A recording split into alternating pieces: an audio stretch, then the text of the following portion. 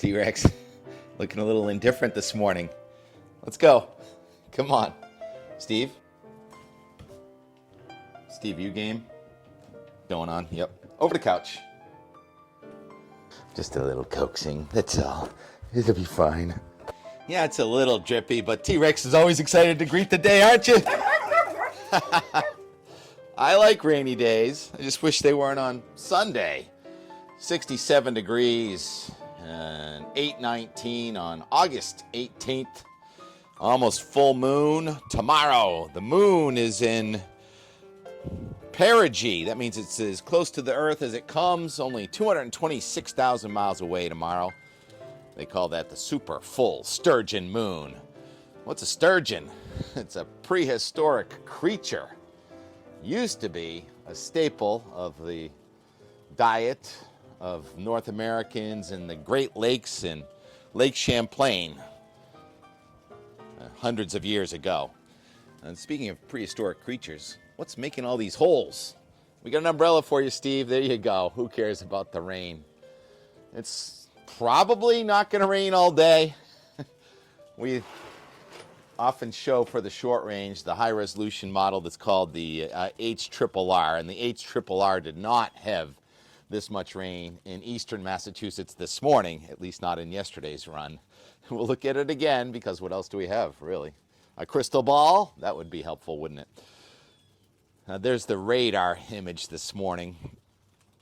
You can't really make it out. You almost can make it out. A broad circulation centered near Ontario, where there was a high-impact tornado. That some tornadoes do a lot of damage and some don't, but this one that went through AIR, is that Air, Ontario, flipped over train cars yesterday. Mark's your man when it comes to tracking storms in Ontario. Thank you for that information. So there is severe weather associated with this low-pressure system, which is going to only slowly traverse New England. There's a slow-moving front. We'll show the 18Z. That's 2 o'clock this afternoon. Surface map. It's included at about 1,004 low coming across Ontario again. There may be some more severe weather. That dark red, though, over New Jersey, that is the greatest threat for severe weather today with thunderstorms. Show the surface map this morning with the temperatures and the dew points. Martin on Nantucket, Ack Boater says, I haven't seen the sun in 3 days. Well, maybe that's because of the smoke and the clouds. 64 over 64 with a wind actually from the northeast over Nantucket. Got to get the wind direction right to get the forecast right. Most of the air is coming in from the south and southeast. Very light. A lot of crosses on there. Calm. As a matter of fact, this morning, the temperature and dew point in the 60s. The Boston buoy this morning, calm at 7 a.m. with a 2-foot ground swell, 14-second period. The little tiny surf, for New England anyway, has wrapped Cape Cod from what was Hurricane Ernesto. The Ernesto forecasts for the track have been fine, but for the intensity have been really bad. It was Category 3 forecast from about 3 or 4 days ago. It ended up being a Category 1 into Bermuda yesterday. And now it's not even a hurricane. It's a tropical storm. National Hurricane Center says it may become a hurricane again as it tracks well to our east and misses now southeastern Canada, according to the forecast. So there's good news for southeastern Canada. And as for our swell, here's the swell this morning at warm winds. Yesterday there were 50 people. Today it was about 10 people out there. More of an onshore wind from the south this morning at the Narragansett Town Beach. That's warmwinds.com. And I looked at the camera at Hull here, where I am going to go and report on the surf this afternoon. It's a little bit of a wave there. And the tide's incoming this morning, so it's low tide again around 4:30. And I imagine we'll get some people over there. I guess the rain this morning means it'll be easier to park at Nantasket Beach with fewer people going to the beach. But the forecast is for sunshine to come out. The ECMWF Euro model 5-day meteogram, they call this on weather.us. I usually just show the temperature and the blue line, the dew point. But there's so much more. I mean, below there are wind barbs and also the amount of sunshine. And the Euro thinks we're going to get 4.8 hours of sunshine. And if you hold your cursor right over those yellow lines, if you go to the website, put it in Boston, it tells you how many minutes. So we're expected to get over 30 minutes of sunshine an hour between 2 and 5 o'clock this afternoon and evening. We're banking on that, right? Now, the Euro is a global model. The HRRR is a high-resolution, much closer in forecast. Higher resolution means instead of using, say, 4-kilometer scale, it'll use a 1-kilometer scale, and supposedly it does a better job, and it's refreshed every hour, that HRRR. So let's go to the HRRR and show the rainfall forecast for today. It's already looking underdone, isn't it, with the rain that we had on the radar compared to what this is. And the rain showers are moving from south to north, southwest to northeast a bit, and you see the more showers developing this afternoon, and could be some strong to severe thunderstorms somewhere near New York City, especially points south and west where temperature will go into the 80s today. Otherwise, we're in the 70s. Those showers and thunderstorms going to be diminishing overnight, but then another round is going to form tomorrow. And there's a better chance that we get into the stronger thunderstorms tomorrow. The atmosphere will be warmer. Upper level winds will be more diffluent and stronger.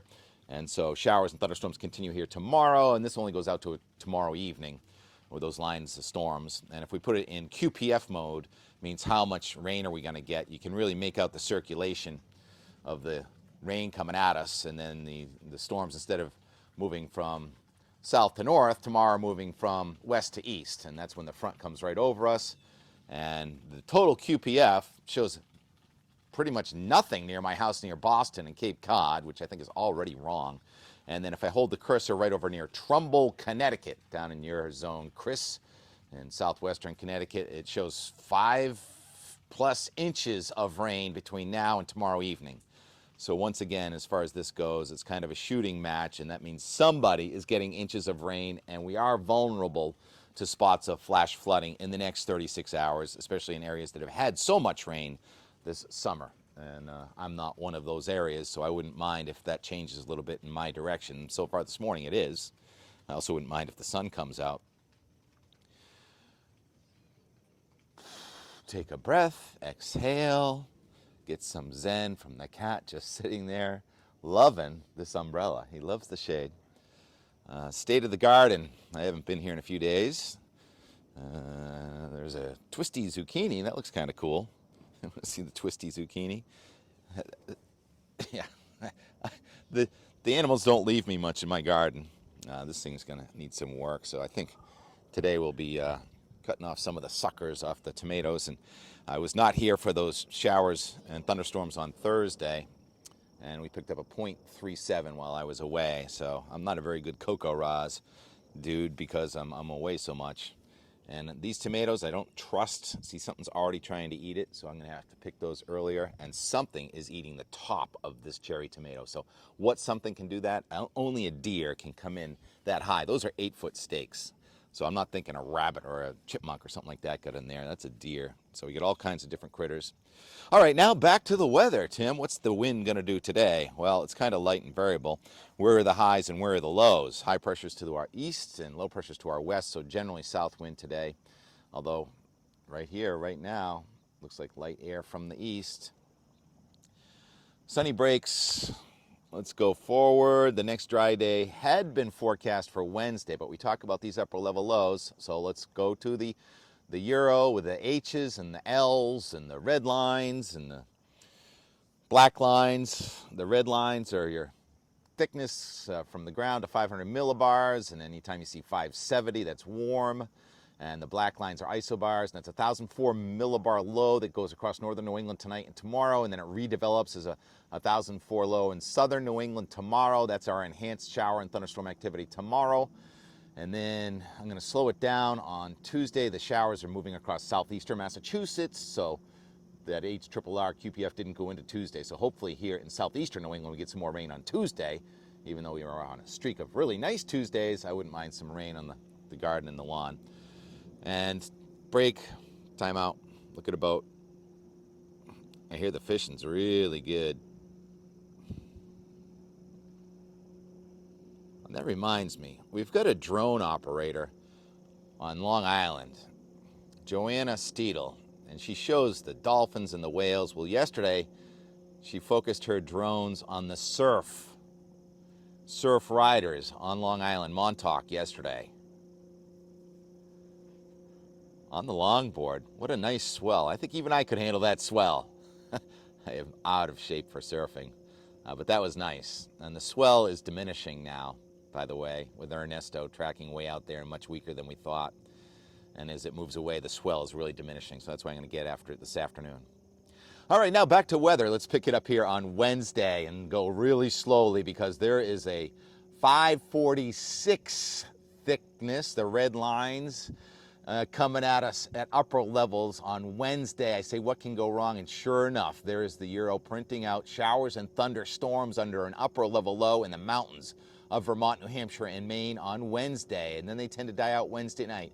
But that upper level low is still over us Thursday. More diurnal showers and a thunderstorm north on Thursday.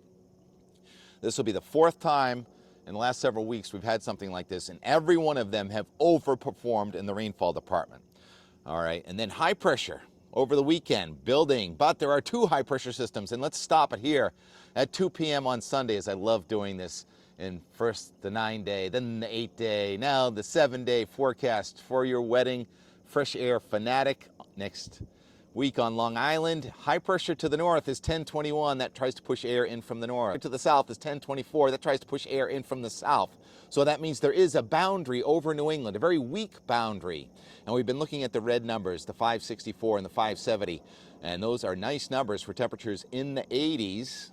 Remember a couple days ago, the 570 was at the Canadian border, and then yesterday it was way down in southern Pennsylvania. Now it's right over Long Island. So the early estimate for your wedding on Long Island next Sunday is for partly to mostly sunny skies, light wind, and temperature of 83 degrees. Let's see if I have to change that much. There it is. You've been asking for weeks, and I love the comments. And then we'll put the maps forward from there.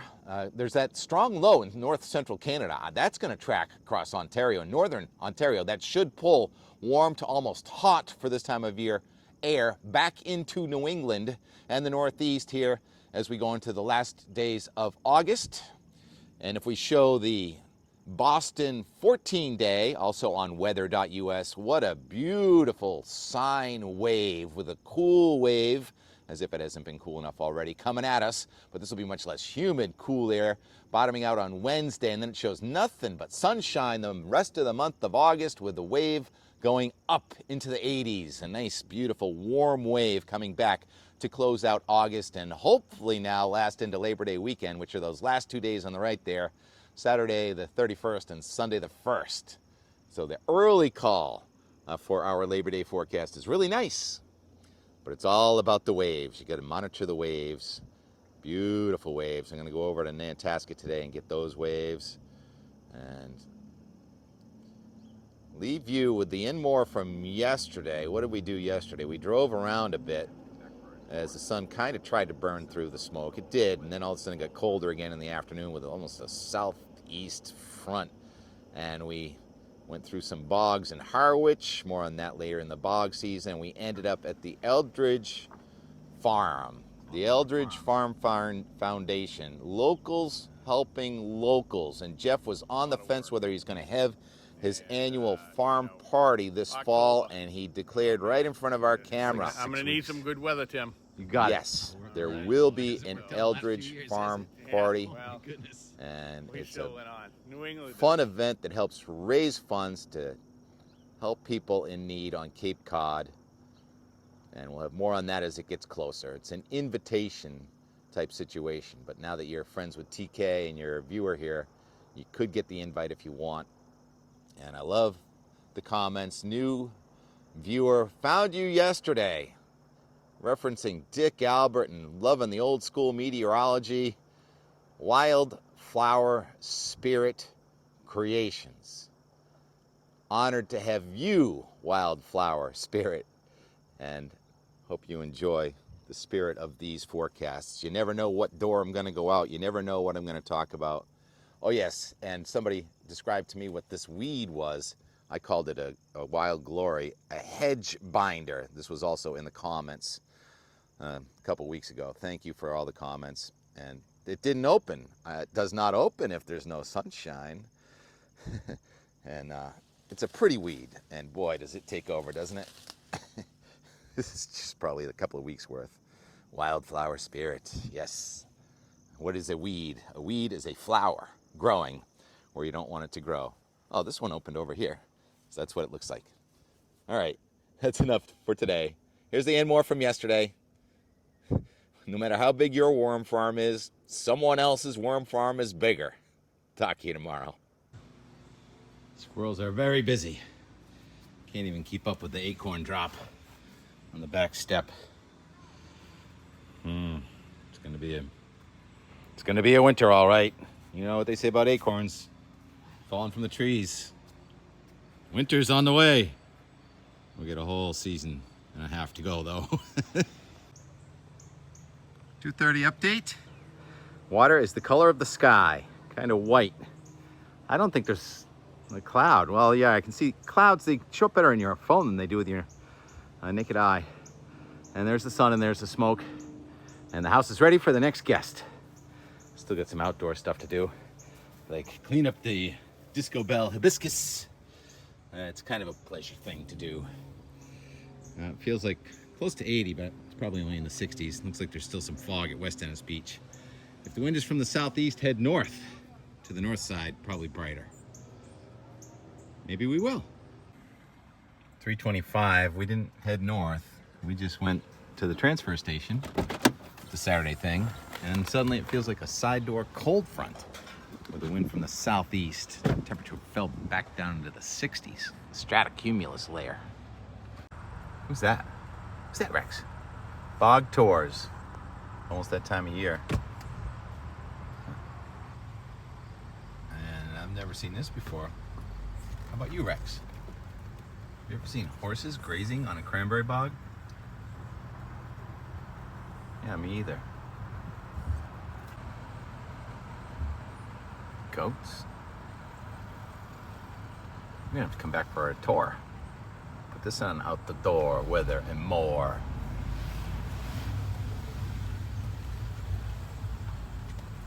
Yeah, right there, Rex. That's what we're gonna do. We're exploring Harwich. We love the Mid-Cape. We love all of the Cape. And every time we come down here, it's a little different. I think those are Jeff's greenhouses over there. I think they are. Please slow down, 5 miles per hour. It's tight here. It's a little tight.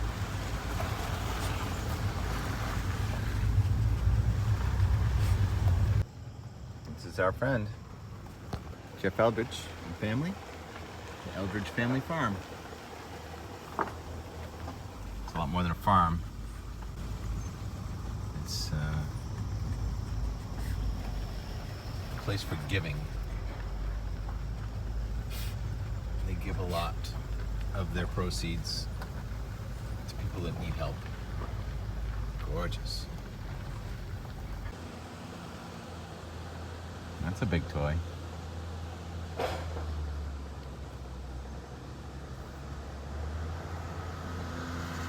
don't think that's Jeff. Who's that? Oh, it is Jeff. That thing. He said something about getting this new big brush breaker. It's not a new big brush breaker. Let's get the McCloskey 512 though. Maybe he'll turn that thing on for us. Rex, you like this worm farm better than mine, don't you? What's this worm farm got that I don't have? Besides all that, and that, and that, and that, and one of these. Otherwise, it's just the same. So what does this run on? Where's the fuel source and all that? Runs on diesel. Yeah. Big engine there. Oh yeah. Okay, I'm backing up. I'm backing up.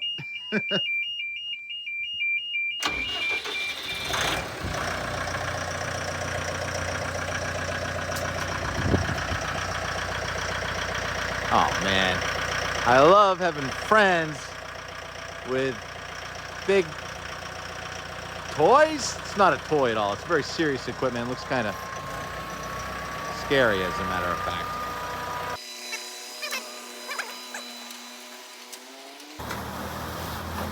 Big washing machine for dirt. That mixer around.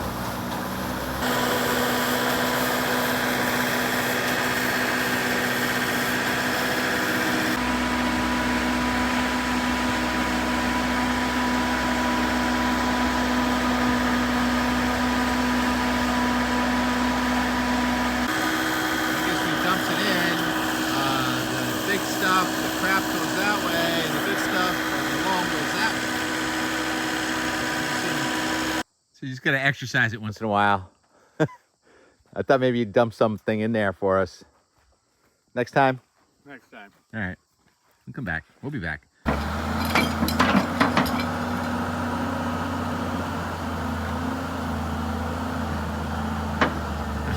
All right, it would take me an hour and a half with a shovel and a wheelbarrow to do that. What he just did in 15 seconds. No matter how big your shovel is, someone else's is bigger. That's the good stuff. People say, why do you have a worm farm? This is where life comes from. If it weren't for worms, we would not have farms. If it weren't for farms, we wouldn't have produce. If it weren't for people like Jeff, the world would not have a lot less love in it. So just like on my micro scale farm, there's a sequence. So this is the probably last spring's pile of leaf material, and you just keep working it down the line. And then as we go in this direction, you're seeing newer and newer. And so the landscapers that know about this place, this is the newest of the pile, and you just keep rotating it around. So lawn clippings from July, and there's a poke right there, and this is August right here, and this all ends up turning into what we see over there that Jeff is going to put into the screener and make loam. Thanks for the tour today, Jeff. That was really fun. On a much different scale than my backyard, but there's the new stuff, and it gets older and older and older and processed, and then there's the real good stuff that's going to end up in the screener right over there. That's how a worm farm works. Landscape, organic matter turned back into loam. All right, T-Rex, you ready to hit the road? Go back to Weymouth for a in no hurry Sunday? Wow, he just gouged into that. Look how warm it is. Bye.